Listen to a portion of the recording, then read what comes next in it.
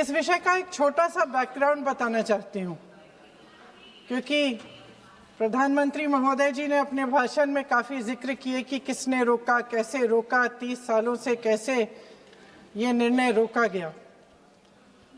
तो इसका बैकग्राउंड ये है, मेरे सत्ता पक्ष के साथियों को शायद ये बात पसंद नहीं आएगी, लेकिन इसका ऐतिहासिक बैकग्राउंड ये है कि इसकी शुरुआत भी नेहरू नाम के एक व्यक्ति ने ही किया।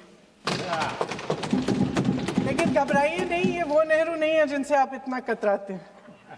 ये उनके पिताजी मोतीलाल नेहरू जी ने एक रिपोर्ट तैयार की थी 1928 में, और उस प्रतिवेदन को उन्होंने कांग्रेस पार्टी की कार्य समिति को दिया था। वो एक समिति के अध्यक्ष थे। उसमें उन्होंने 19 मूल अधिकारों की सूची बनाई थी। 1931 में सरदार पटेल जी की अध्यक्षता में कांग्रेस अधिवेशन हुआ था कराची में। उस कराची अधिवेशन में इस प्रस्ताव को पारित किया गया और वहीं से ये शुरुआत हुई कि महिलाओं का समान अधिकार हमारे देश की राजनीति में शामिल हुआ। उसी समय 1 वोट 1 सिटीजन 1 वैल्यू का सिद्धांत भी हमारी राजनीति में स्थापित हुआ।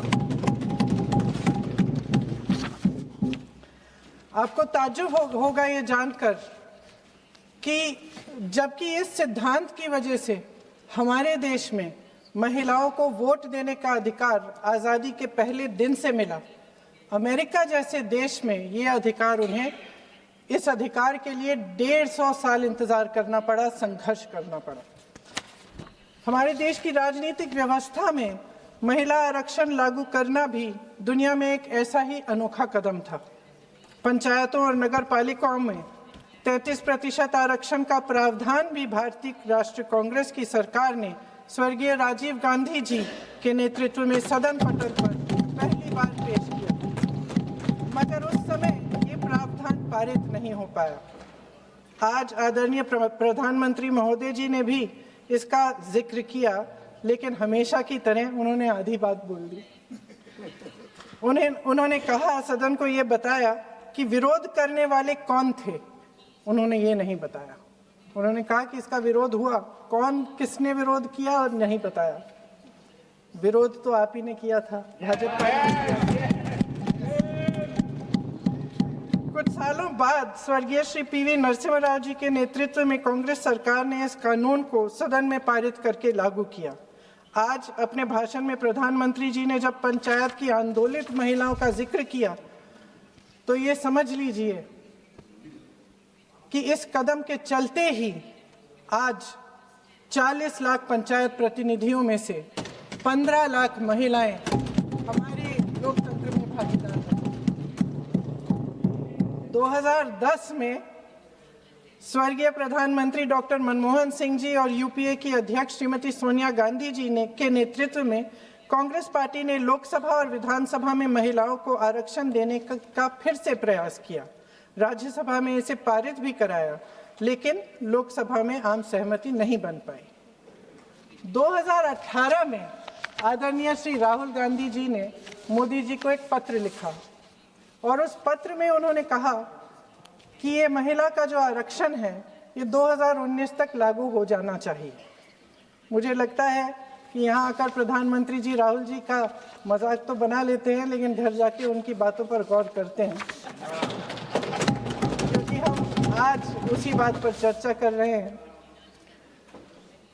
वैसे आज प्रधानमंत्री जी की बातों से ये लगा कि भाजपा ही महिला आरक्षण के चैंपियन, प्रस्तावक और सबसे बड़े समर्थक रहे हैं।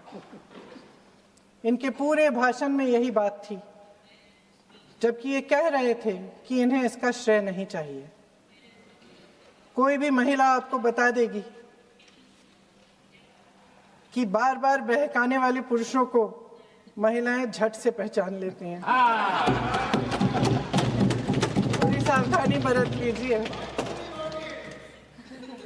पकड़े जाएंगे।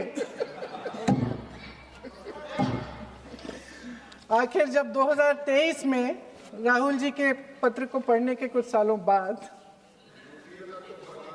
हाँ, उसके बाद पढ़ लिया। आखिर जब 2023 में आदरणीय प्रधानमंत्री नरेंद्र मोदी जी की सरकार ने यह अधिनियम सर्वसहमति से पारित किया, तब भारतीय राष्ट्रीय कांग्रेस ने अपनी विचारधारा के अनुकूल इसका पूरा समर्थन किया। आज भी इसमें कोई शक नहीं होना चाहिए कि भारतीय राष्ट्रीय कांग्रेस महिला आरक्षण के पक्ष में डट कर खड़ी है और खड़ी रहेगी।